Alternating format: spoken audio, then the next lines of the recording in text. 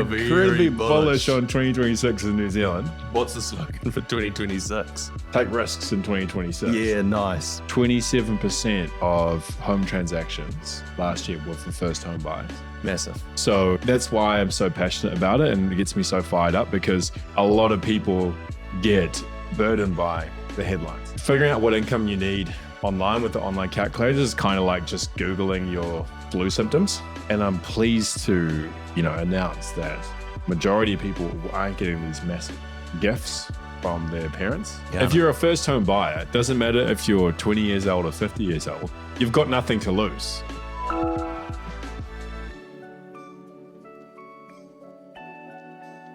Hello and welcome back to the first episode of the Blueprint Finance podcast for 2026. And needless to say, we're fired up, Rory. Absolutely, mate. We've been looking forward to this one.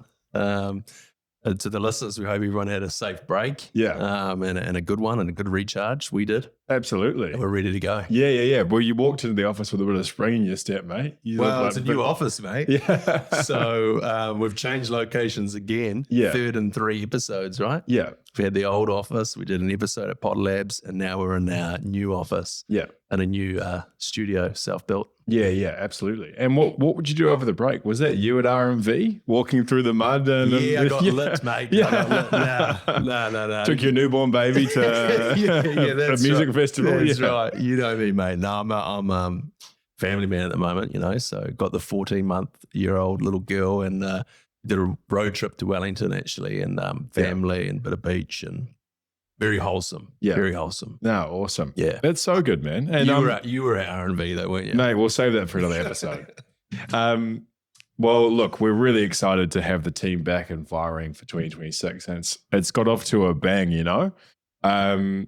and as a mortgage advisor, you get a pretty good pulse check on what's happening in the national economy. Because you're talking to business owners and workers from all over the country. So I'm super fired up about this year. I don't know about you, but I feel like business confidence just starting in January. Yeah, you're bullish, eh? I'm incredibly bullish on 2026 in New Zealand. On what basis? Give us the highlights reel. Give us 3 key points why 2026 outlook looks hotter than 2025. Well, I just think we're just poised for growth. You know what I mean? We've passed through the rain clouds. The storm clouds are sort of evaporating now. If we look at just the key indicators with, business confidence and interest rates, right? Interest rates now have come down and stabilized at this point, or it's, slightly under the national average. So we've got a position where people aren't hamstrung by their obligations. They can feel confident to invest money in their businesses, hire people, and just push positivity and effort into their businesses. Just walking down the street across the road here on Great South Road, seeing other business owners, bit of a spring in their step. I don't know if it's just the summertime. It's January, mate. Yeah, everybody's got a little bit of optimism. I'm thinking, under their belt. This is going to be, the story is changing. This is the year, so we did survive to 25. We're done with that now. Yeah. What's the slogan for 2026? Take risks in 2026. Yeah, nice. We actually looked at some of the numbers from last year and sort of thought, surely things can't get worse. Yeah. What were the key things that So unemployment sitting at about 5.3%. Yep. And typically averages around 3. Business closures were about 2,800, and that was the highest since 2010. Oh my God. Yeah. So the GFC. It's post GFC. Yeah. So those are scary numbers, eh? But look, there's still a lot of activity out there, and people that have done really well and what's been a bit of a dented economy. So hopefully more people thrive this year, eh? Yeah, that's what I mean. Well, you can't get too caught up in headlines, because during this whole recession that, like we said, is coming to an end today, based on our commands, there's people who have been quietly, doing the right thing, quietly working hard and quietly thriving. You know what I mean? Yep. Just looking at some of these statistics for home loan customers in general in New Zealand, 40% of home loan customers are paying, the last 12 months, are paying more than the minimum, 40%. That's massive. So all of that, constantly you and I have been talking for the last 2 years, hey, when you get the lower interest rate, keep your repayments the same. Yeah. They've been listening. The folks have been listening. They're taking your advice. Absolutely. So that's huge, man. So 40% of people are paying off their debt faster than the minimum, which is really good. Obviously some of them are, you're forced and instructed to do that, but by the lender. But I feel like that's a very positive sign to say, look, now that rates are coming down, surely we can keep these trends going and increase the wealth for New Zealanders. You know what I mean? So that's super exciting. But that's just touching on what's going on in our country and what we want to achieve in 2026. But we are speaking today to those people who follow us, who interact with our business, who we've spoken to on the phone, who had meetings with, who are the first home buyers. Yeah. Because last year really was the year for first home buyers. I was talking to a statistic with you, Rory. 27% of home transactions last year were for first home buyers. Massive. So generally you're sitting between 20 to 23%. So you're right, it is massive. It is massive. And 36% in Wellington. 36% transactions in Wellington were first home. That's amazing, eh? Yeah. And obviously there was a few gloomy statistics from last year, but that's really positive. That's a positive one, right? Yeah. Because you often on the media you see, when the investors are dominating, it's never fun for anyone except for the investors. Totally. And we always hear how it's getting harder and harder for the first home buyer, but those statistics say that it's still getting done. Yeah. I mean, what we've found, obviously a bigger portion of our customers are first home buyers than that, because we sort of have that's part of one of our niches. But it's really encouraging. And what we find in this sort of market is first home buyers can move a bit better. It's not so much demand on property where every property is going to auction and there's multi offers and you just keep missing out. First home buyers can go through the process, get their KiwiSavers sorted, get properties under contract, do the proper due diligence. And it's been great to see first home buyers taking advantage of it. You know what I mean? For sure. Hopefully this goes on for a wee while longer and things don't get crazy.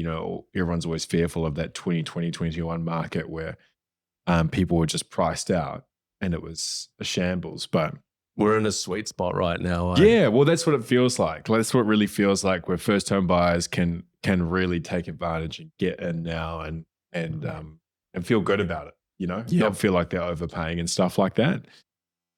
So we're talking to the first home buyer today, Dan. We're talking to them. Your little your niche, eh? And it's my favorite. You it's my sit favorite. at that conduit between the renter per se and then those lovely folks that become homeowners. And so we're going to talk about how do we get there, right? Absolutely. Yeah. This is going to be titled Deposit Builder 101.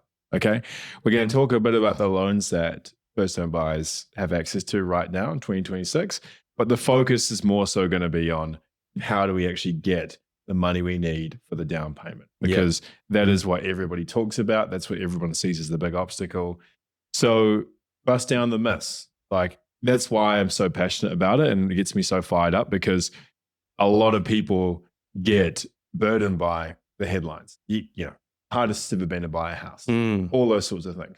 Well, of course, if someone's always sending you those messages, you're gonna think that into existence, and you're gonna tell yourself it's too hard. That subliminal messaging, if you're hearing it constantly and you've never sat down with a strategist like yourself, exactly, who knows the pathway, and perhaps how clear it and attainable it could be, then it's easy to be misled. Yeah, exactly. And the truth of the matter is, some people, once they think about home ownership, they're ready to go. Maybe they've got a great income, they've got access to money, they're ready to go. But for most regular people, from the day you start thinking about it, it can take 3 to 4 years. Yeah. That's the truth. And I mean, if you live for 80 years, it's actually still quite a small portion of your life, but you have to think, you've got to have a long-term perspective on the situation, to get the result. But guaranteed you can do it. you know? For sure. Yeah. For sure. So we'll get straight into it, and we'll start off with sort of deposits and deposit requirements. And so when we were planning this episode, you always find this stuff really intriguing in terms of, you know, what's moving in the market, what people need as a down payment. For sure, yeah. But starting off, you know, often you hear about the 5% deposit. So this one's always an elusive one. You know, there's always a restricted amount of banks who are offering a 5%. There's certain government schemes that allow you to get in with 5% down. Yeah, I mean, that's a surprise to me, actually, because I always think, you know, the magic number is 20%. Yeah. And then you're talking about 5s and 10s. Yeah. So, well, the big stat we're always throwing around here, what we always talk about is, you know, what percentage of buyers have less than 20% deposit? It's actually over 50%, about 52, 53 of our first home buyers have less than 20%. yeah, that's amazing. What would be an average? 10? Yeah, between 10 and 20. Yeah. Okay. And then a very small portion would get the 5% because there are some stringent requirements around the 5%. So 10 is pretty common.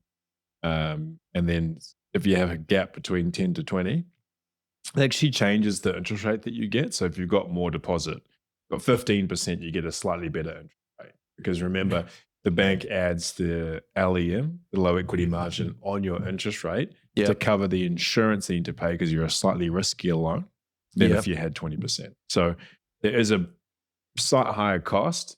But, you know, if for $800K loan, if 10%, it's usually between, you know, $150 to $20 sort of a fortnight extra that you're in. And that premium is temporary, right? So you get to your 20%, and it's often not such a barrier, right? Because if people have got incomes, the hardest part could be the deposit, right? So if you're buying $1 million home, $100,000 deposit is a big difference to $200,000 in terms of like the time it's going to take you to get that property. Yeah, and it's been like, you don't want to buy into, you know, market speculation, but, you know, it secures that price.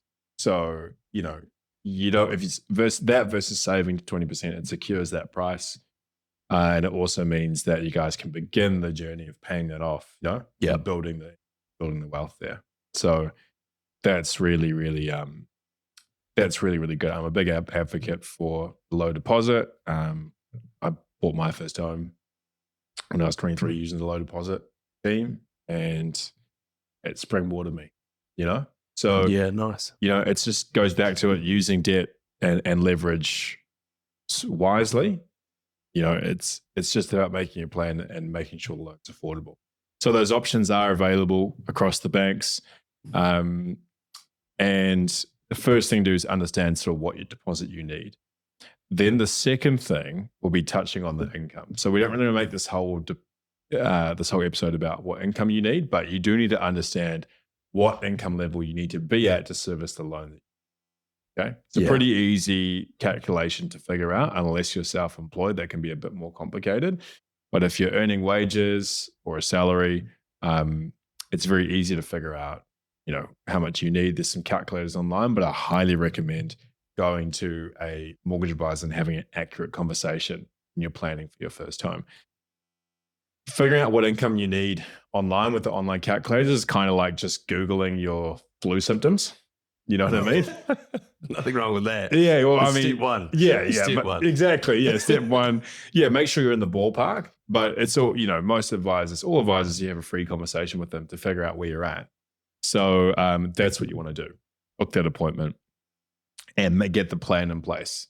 Yeah, because you know, have these conversations all the time, and people are sometimes like a lot closer than they realize. Often, to having that they're either there or like on the doorstep of walking in the front door, you know. Yeah, exactly. Or they might be 2 or 3 years out, but then then they can walk away with a really clear pathway of we just need to save a bit more, or if we can increase our income somehow, or, you know, get that qualification and promotion, etc., then it's all going to change, you know, and that's a different pathway, but needs to be understood, right? Exactly. I think we'll cover that really well. So the next thing is, you've had your meeting, you've gone in, had a chat to Dan about your mortgage goals. You had a chat to Rory about your insurance. Yeah. And then you're sorted. You got your plan. Yep. Now it's how do you actually do it? So for most people, they might have, what seems like a big mountain to climb. Okay, I've got to get to this goal. Maybe it's 150,000 was the goal, or maybe 100,000, or depending on where you're at with your income, that will reflect on what deposit that you need. So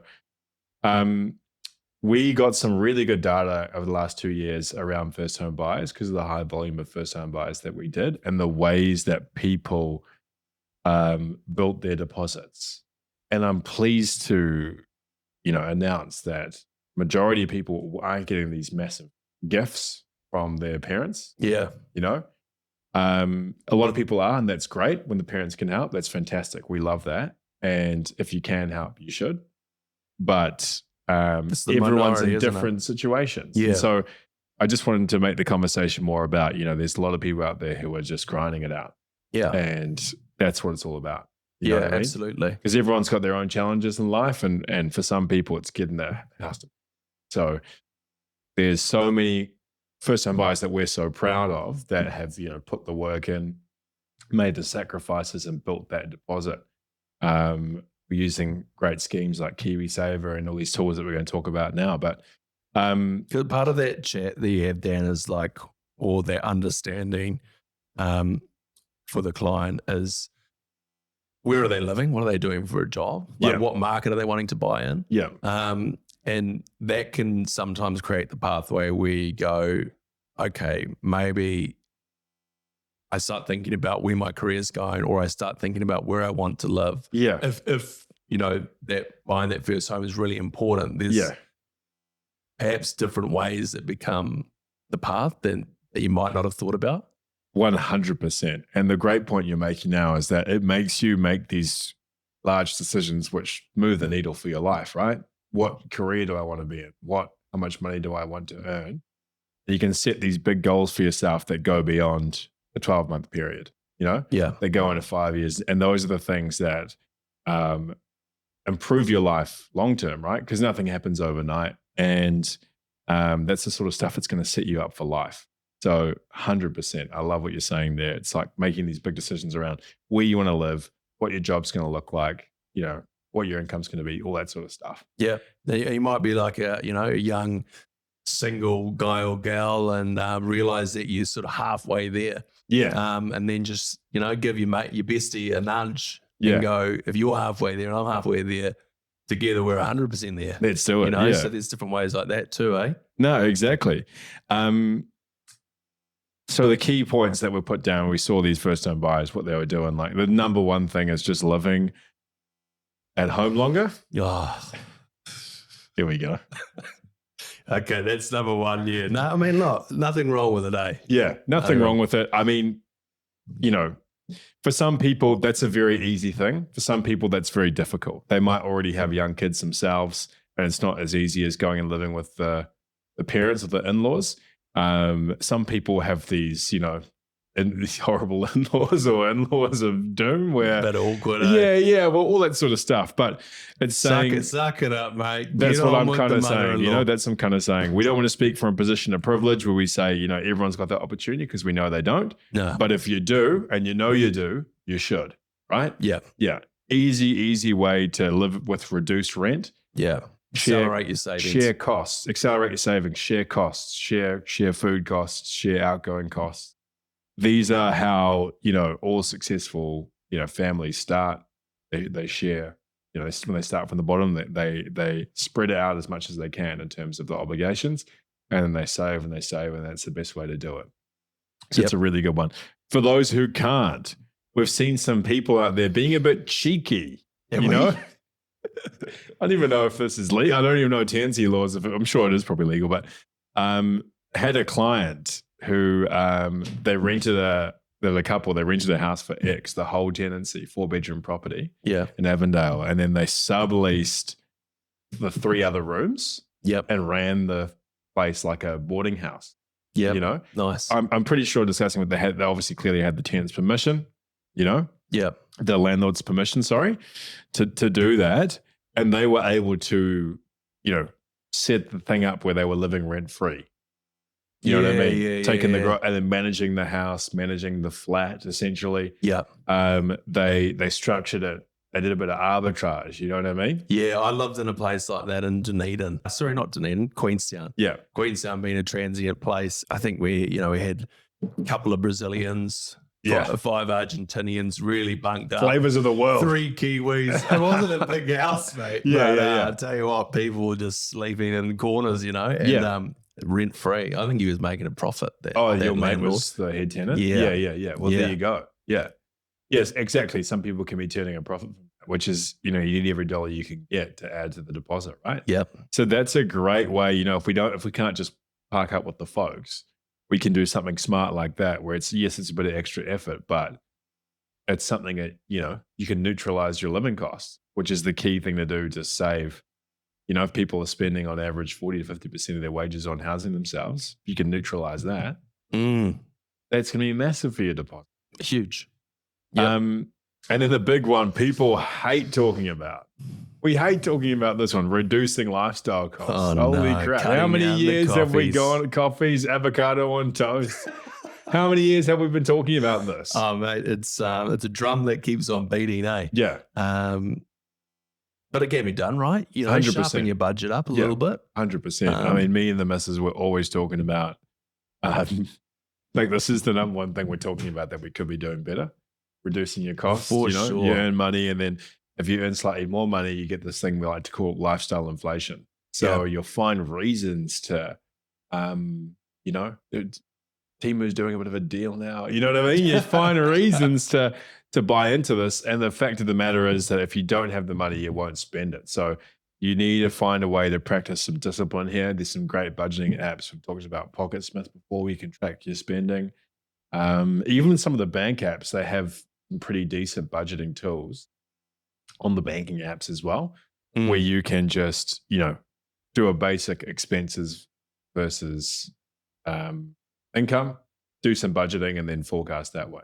Yeah, absolutely. It's a little bit similar to, when you're talking about the homeowner and maintaining their repayments when the interest rates drops. Exactly. It's so easy, when your income increases slightly, to just let those funds slip through. It's an extra lunch a week, or a few more drinks on the town, or whatever it is, another pair of jeans, and so you never see that gain. But if you can maintain a certain lifestyle without cutting out every single coffee and your avocados on toast, but maintaining a bit of a baseline and planning your fun. Yeah, exactly. Rather than budgeting and planning your fun, which some people don't like to do. Nah.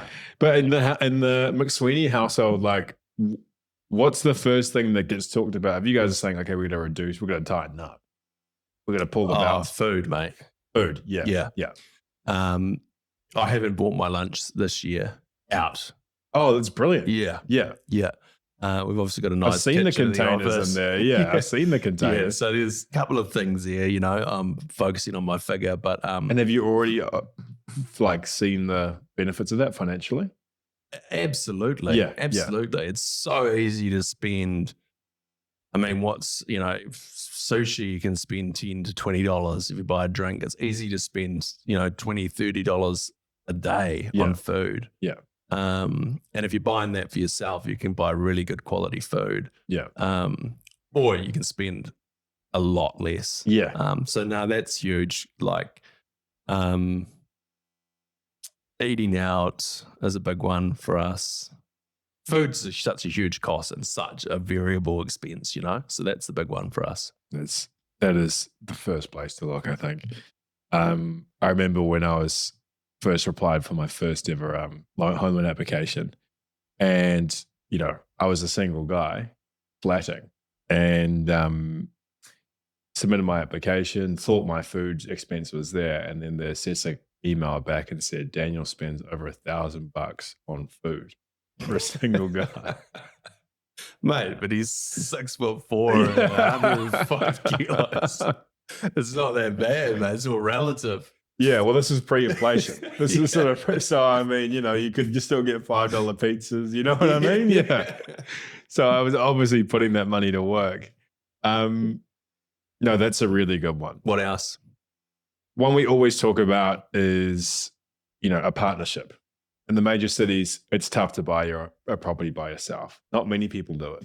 Most people have a partner, a romantic partner. And a lot of people don't have ambitions to have that, right? So we've seen last year was a pretty big year for friends or siblings buying together.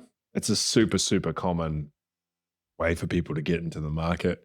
Now we've been seeing this for 7 or 8 years. How it usually plays out is, one person buys the other out, once they've got some equity, or, maybe they move out of it, turn it into a rental, and they buy separately. So that's a pretty common way that this thing plays out, or some of them just stay and get a long term, 100%. But all of them benefit from equity gain, home ownership, that security of having an asset and building your wealth that way. Totally. I mean, you talk about like that scenario of the subletting couple with the 4-bedroom house. There's, 4-bedroom houses of, 4 mates flatting together. Yeah. And 2 of them now buddy up and buy their own 4-bedroom house and rent out 2 of the rooms. So not only are they, combining incomes to get the house, but then they're subletting the rooms to help pay the mortgage off. 100%. Genius. Yeah. No, it's you exactly. still want to live with your mates anyway, so it's like happy days. The key one with that is, if it's not romantic, or even if it's romantic, you want to have a chat about, long-term planning, wealth, property planning, like what is the long-term goal, and also getting a property agreement drawn up. How are we going to exit if one of us gets a partner or things change? Yeah. Pretty simple, pretty basic. Your lawyer will help you out with that. Yep. So that's that. But then number 3, man, this is the one we just can't stop talking about, eh? Where's Jono when we need him, eh? Yeah, where's Jono when we need him? KiwiSaver. Absolutely. So every first-time buyer pretty much, bar small handful, this is a part of the loan application, is the KiwiSaver. And I always talk about it.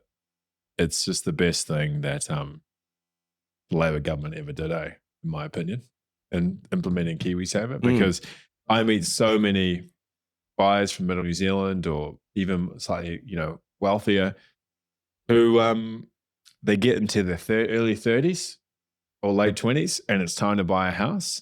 And look, this is not a massive amount of cash and saving, but they've got these great KiwiSavers, which have just slowly been compounding over time, protected, by the laws that you can't take it out unless you're in hardship or if you're purchasing your first home. And some of these balances are just brilliant. Yeah. They're just brilliant. And it's so awesome to see that they've got this instrument in place. They've had some help from the employers, and they're now in a position to buy their first home. The deposit's been saved, because they've consistently paid. And it's great to see some people are doing more than the minimum. Often people are doing 8% or 6%, some of those contribution rates as well.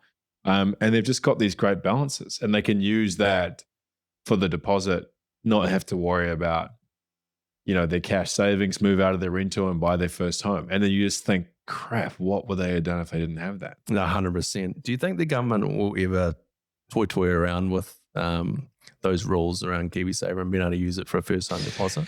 That's a great question, because in Australia you can't. Yeah. And they're obviously our most comparable nation. So Australia, you can't do that. You can't use your Kiwi. And because of that, Australia's got superannuations way bigger. Yeah. Because obviously what happens in New Zealand is you start your KiwiSaver, you get to your mid to late 20s, you drain it and you start from zero. But as we know with compounding interest, all of those first years are the key years for building wealth. Yeah. You know what I mean? So if you're not, those are the years that just compound, snowball, and make the balances what they are, so large. Yeah. In Australia. So and because the other part of that is like when we're talking to first home buyers, is looking at what fund they're in. Yeah. So if you've got sort of 3 to 5 years or something runway, you're probably, if it's 5, maybe a balanced fund. If you're getting 2 or 3, it's a conservative fund because you don't want those market fluctuations to affect your deposit. Absolutely. But if you're in Australia, you just all out growth. There's only one recommendation. Yeah. If you're under the age of 50, pretty much. Yeah. It's just aggressive for sure. And that's why their balances get so big, because the fund managers are taking risks, calculated risks, but they're growing the wealth, because they're not worried about the short-term fluctuations. But here, it's pretty tricky, especially even in those years where you're thinking of using a KiwiSaver for your first home. You might want to put it in cash or a conservative fund. Because we've had some clients who, especially around some of the more volatile markets, have had this KiwiSavers in aggressive, and then they've dipped $5,000, $6,000, while they need that money for their first home. So it's a tricky game to play, and the products, that is a bit of a, not a flaw, but something to recognize. But still, in my opinion, getting into your first home and neutralizing your living cost, your housing cost, is more important than the long-term this cash is how we do it, And it's a great tool. That's how we do it in New Zealand, But important to have that conversation, that early conversation about buying your first home. Yes. And what your KiwiSaver is doing, how much you're allocating, what fund you're in, what provider you're with. Because that can make a difference to when you can pull the trigger, right? Absolutely, yep. Talk to someone like Jono, our KiwiSaver advisor, to get the full scoop on that. Maximizing, just nailed it. Maximizing contributions in the right fund type. Exactly. Now we'll get on to the one that, gets a bit of noise in the media, or people like to use as an excuse, the family support options. Yep. So like I said, majority of our first home buyers don't have access to, $1 million from their great aunt in Lithuania. People are just grinding. People are struggling, and they're working their way towards the deposit. But every now and then, people have the privilege of, the generation before them has done the work, wants to help out. And there's a couple of ways they can do that. So, the most common one we hear from buyers is, my parents want to be a guarantor. Okay. Yeah. We hear that a lot. My parents want to be a guarantor. That is a practice. That is a thing. It's not the most common way that parents help, because it ties both parties into a financial obligation, into the repayments. Right? That's right. Yeah. So it's they're pretty much guaranteeing your loan, or a large portion of your loan, and then you are financially sort of intertwined. And some people might not want to do that so formally in terms of between two couples, right? A young couple and the parents. Yeah. And when does that one actually even make sense? Like from like a bank approval point, because you'd still have to have deposit. The guarantor just guarantees the repayments, right? So is that when it allows a smaller deposit, and then means that there's no low equity premium, because there's enough equity that the bank's lending against using the parents' house. Yeah. But then they need to both be at the same bank to use that second home. And so it's not very often that we do them. They are a thing. But it's usually, it's not the cleanest way to do it. Another option is that they can top up on their mortgage and loan the money to the kids. Yeah. Okay. That's the cleanest way to do it, especially if you're limiting the fund to something like $50,000 or 60, something that's not a massive amount. It's like $100K or $200K.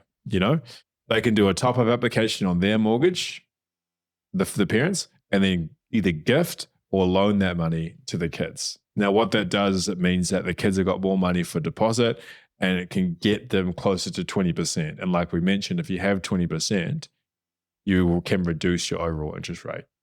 Okay. Yeah. Which will mean some long-term savings, pay off the principal faster.